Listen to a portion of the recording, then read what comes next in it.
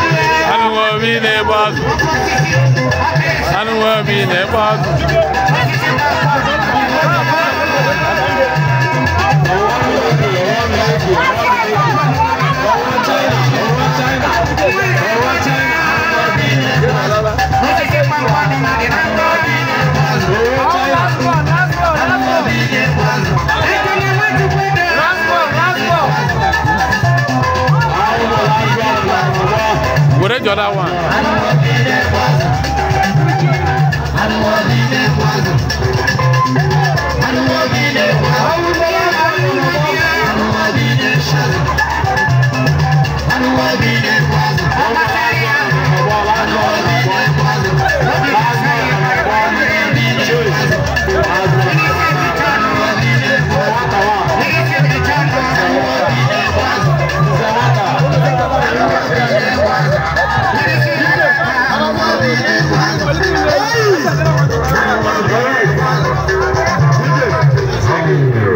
Thank you.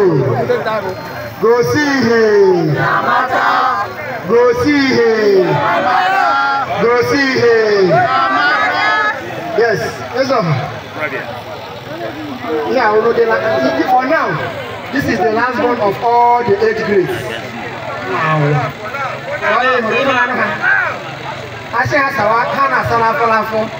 So, the mic is over to you for your final blessings.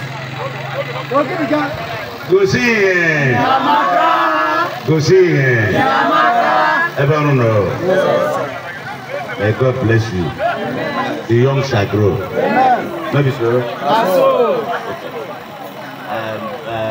By next year, by December, I got a truck on the record there. Our cultural and traditional chants. Maybe so. And as a beginner, you may be the best. Amen. If you start may God bless you in Jesus' name. Okay, go in peace. Amen.